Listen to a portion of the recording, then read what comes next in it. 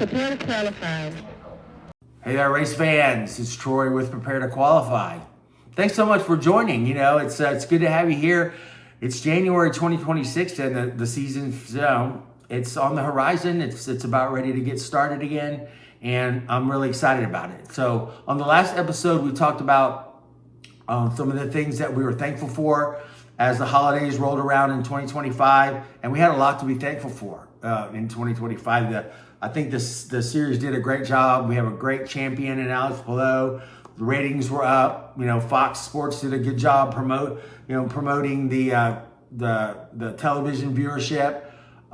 We figured out some of the races, and made the schedule a little bit better. But there's definitely some things that we need to wish for the upcoming 2026 season to keep that momentum going in the right direction. Because as we've talked about before, momentum is something that can change quickly. And the fact that motorsports seem to be more popular than ever right now is a time to capitalize. So what are some things that we wish for in 2026 when it comes to Indycar, and as fans, what can we do to help keep the momentum going? The first thing that we need to address is the Indycar fan shop, and it's just one of those things that it just never has been very good, and it still has a long way to go. But there is some hope here. If you go online to the Indycar website and you go to the Indycar fan shop, one of the things that comes up immediately is the top 5 drivers from the 2025 season, which is a great idea. That's the kind of thing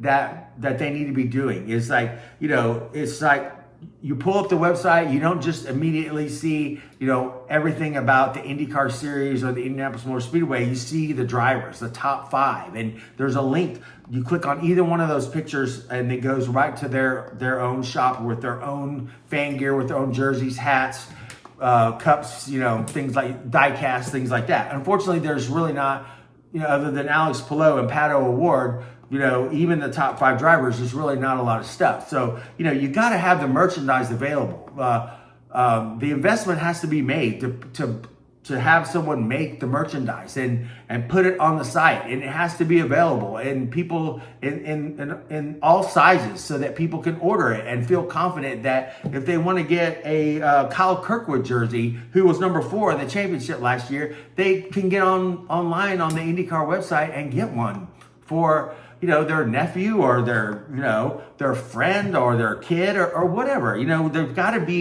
There's got to be merchandise available. There's got to be a variety of it, and it's got to be in the right sizes. And so the investment just has to be made by someone to make the merchandise. Doesn't do any good to have a website and have all of these drivers showcased on the site and then not have any merchandise that has to do with with their team.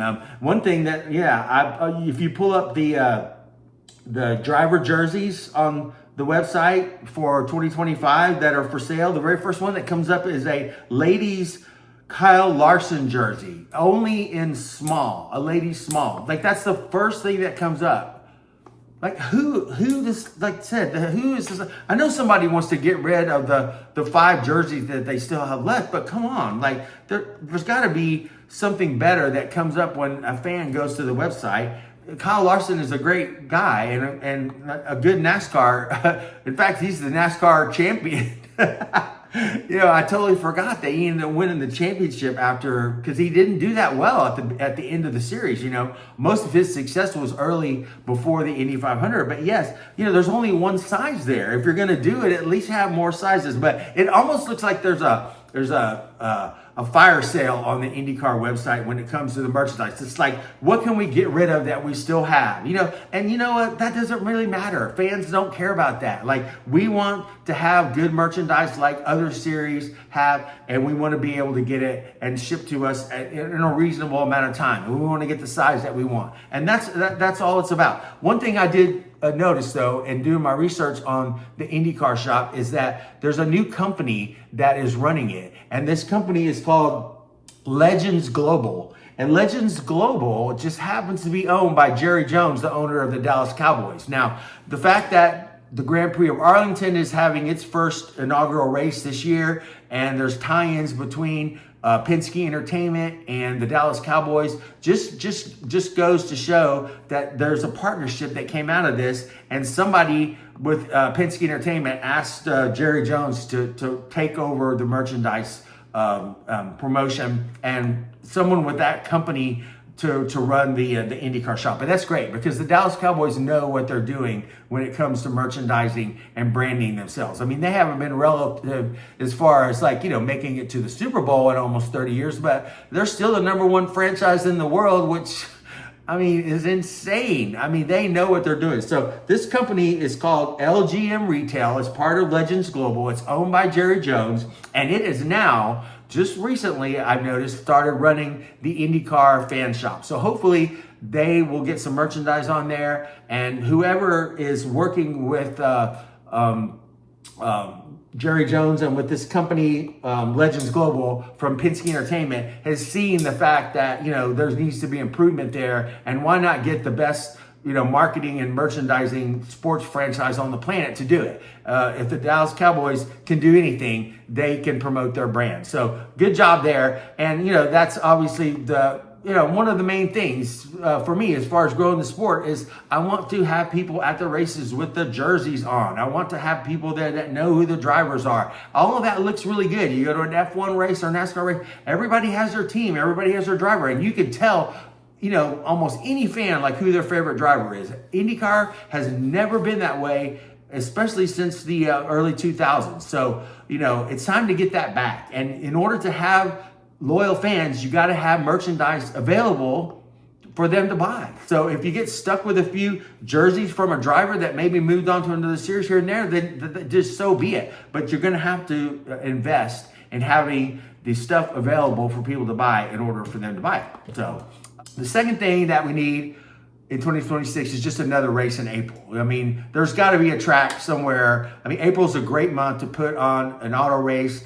I look at tracks like Kansas and Homestead, those intermediate ovals that we've raced on before. That would be great, to go back to. Atlanta is one of the tracks that I am just dying to go to. And I don't know what reason or there may be for not going there, but if you're already out at Skip Barber in Birmingham, a race in Atlanta the next weekend would be something that would be great. And I know that NASCAR may even own the track, but they had it repaved a couple of years ago, and the NASCAR races have been a lot better there. Now I don't know the logistics of how the Indy cars would run on that, but if you look at the track, it's super similar to Texas Motor Speedway and some of those 1.5 mile ovals. So again, that would be a great idea. Let's go to just somewhere in April. There's got to be a tie-in between the races that happen in March and the month of May. And right now we only have one race. So I've also heard talks with this from IndyCar with regards to doing street races, possibly in Denver or Washington, D.C. So they've been working on that. There's always the Mexico thing that we've talked about many times before. So, let's get something else in April just to kind of bridge that gap. It just doesn't need to be that much time off. And everybody knows that. And I know IndyCar knows that. And they've probably been trying to get a race. But let's just get one.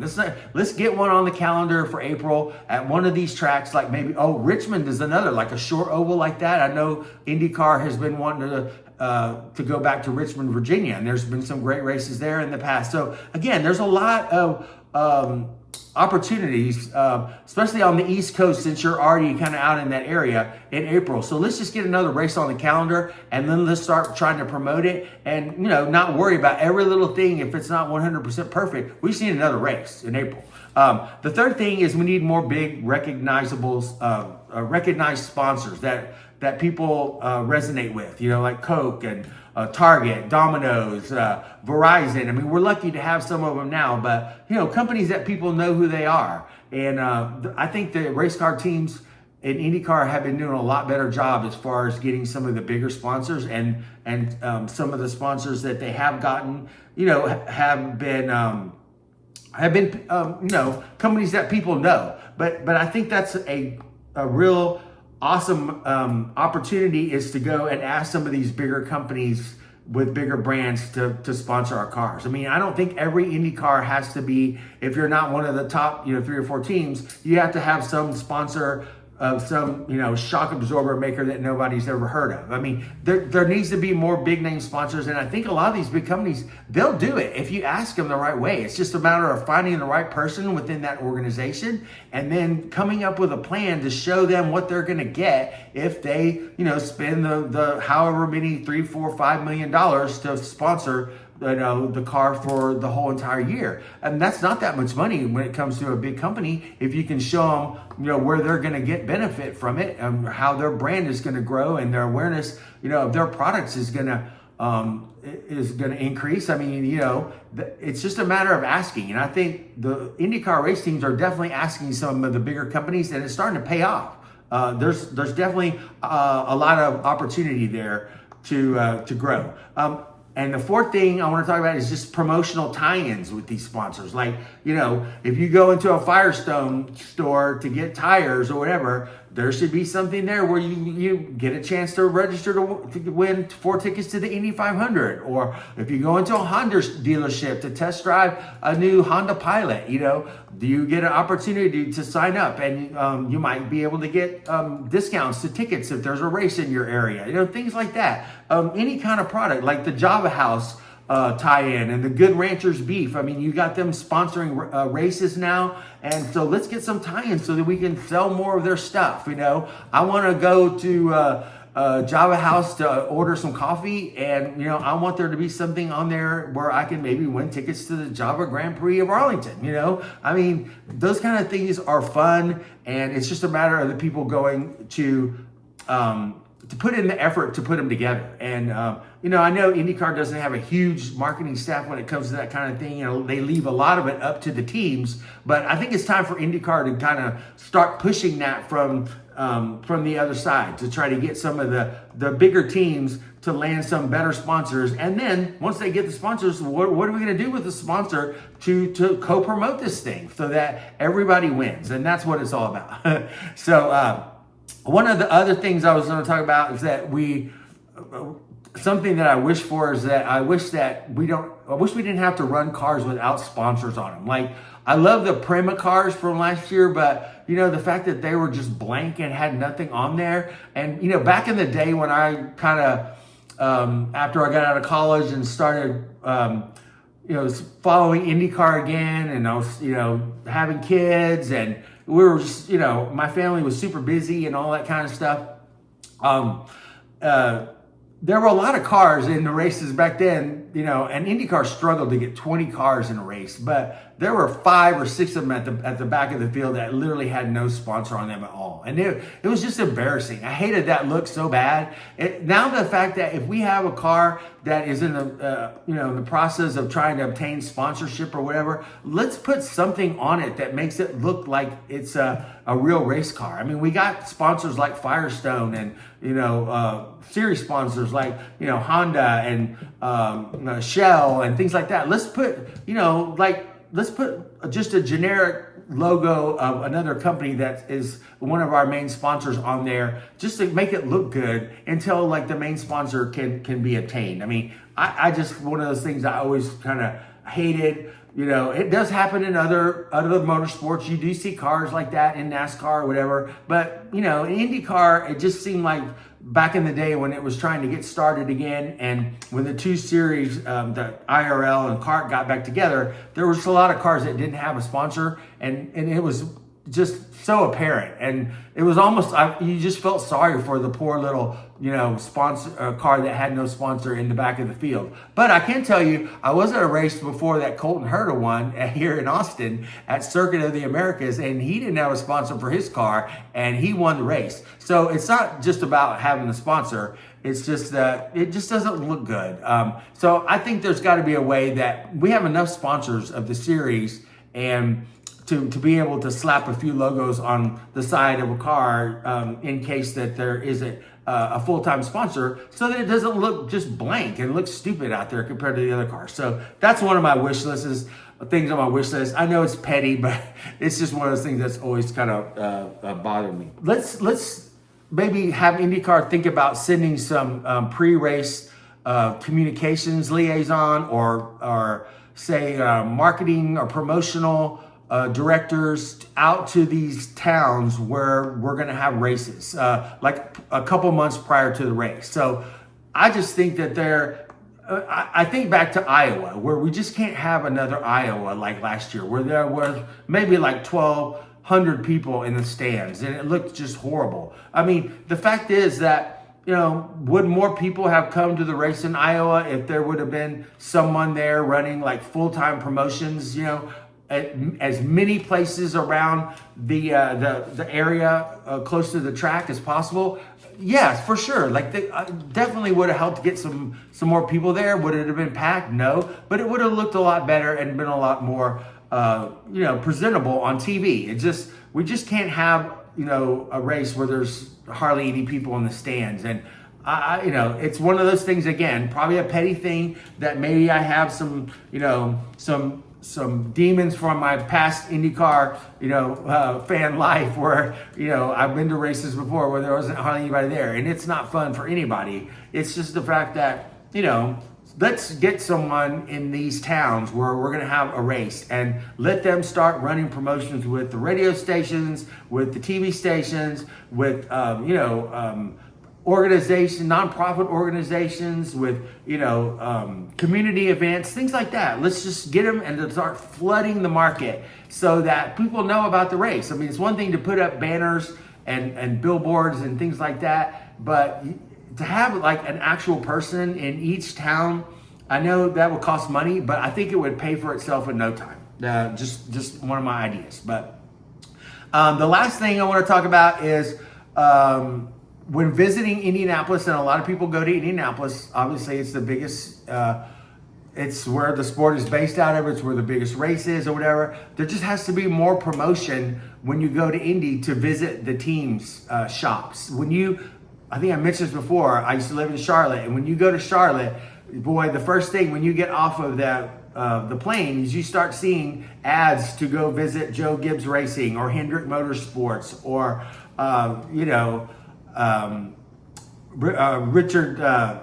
Richard Childress Racing, or I'm trying to think, I'm drawing a blank. Team Penske, by the way, is headquartered out there. But yeah, it's a big deal, and I think that whenever fans go to Indianapolis to go to the museum, like I did recently, I think I mentioned on my show after I got back from there, it's like there wasn't any promotion to go to any of the race teams' garages or their shops, and that's a big deal. That's where you really, when you're a fan, you're really, that's your favorite day of your life. I mean, the day I took the tour at Team Penske shop in Mooresville, Oklahoma, North Carolina, was one of the best days of my life. I'll never forget it. I mean, just seeing all the insider stuff on how everything was done and what made Team Penske different than the other race teams was awesome. So again, I think that Indianapolis needs to do a better job just promoting the race teams and promoting, maybe having like a shuttle bus that can take you around to the different race shops. If you're there one day to visit the IMS museum, you go there one day, the next day you go visit the race shops. Man, I mean, that would just secure so many more fans to have IndyCar something that they are passionate about, to have something that they think about more, and give them opportunities to buy merchandise at these other shops. Like I mentioned before, none of them have their own gift shops. They got to have their own gift shops. It's like, this whole thing with Indianapolis has got to be like an experience, not just go to the Indy. Go see the Indianapolis Motor Speedway, maybe run through the museum and then leave. If you're there, like I'm a huge IndyCar fan. I wanted to spend time there. I wanted to go to these places. There just wasn't anything available, and there needs to be. So that's the last thing I have. Basically, there's just some kind of, things on a wish list that maybe not everybody would have, but when you're thinking about the sport and the sport growing and the health of the sport and where I want it to be and where I know most IndyCar fans want the sport to be, it's just some of these things have to happen, and I just wanted to mention it. And that's like I said, one of the things that I enjoy doing is thinking about, like, how can IndyCar be either like what it used to be back in the 80s or 90s, or how can it compete with Formula One, or how can it beat NASCAR in the rating. I mean, I love those other sports, but my favorite sport's IndyCar, and I want it to be the best that it can be. So that's why we talk about these things. That's why you're here, and the fact that if you just happen to stay for the full amount of this video, I just have to give you credit, and I appreciate you watching, and the fact that you're taking this stuff seriously. It's not everybody's forte, I know, but there's got to be a few fans like us out there to help keep the sport going in the right direction, and I'm one of them, and I thank you for being one of them too. So we'll see you in the next episode. Hope everybody has a great rest of the week. Prepare to qualify.